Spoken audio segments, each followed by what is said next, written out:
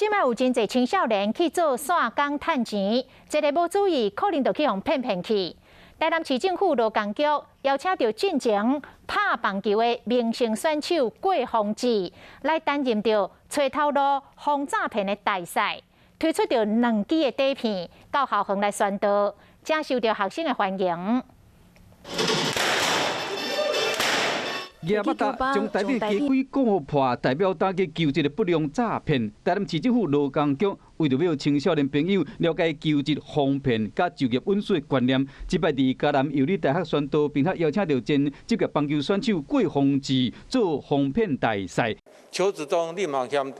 谈到讲我这太好谈，还是薪水太高，有时候在求职中要思考一下。为了传达求职防骗正确的观念，劳工局嘛推出2支影片来做宣导，并且由郭宏志做宣导影片的主角，提醒学生囡仔要记防骗的撇步357的考卷。现在的一些观念，如果慢慢的建立起来的话，他们可能在应征的过程中，就是遇到一些隐私的问题的话，他们可以选择不回答嘛。然后他们应该也会比较清楚知道说，我去应征的过程中，什么东西是需要的，什么东西是不需要回答的。我觉得这个方面观念建立起来就会差很多了。作为签署幸福家园的宣言，希望讲为市民朋友创造友善的求职环境。透过这摆宣导，嘛好大家会使加一份注意，防范诈骗，伫未来找头路时更加安心。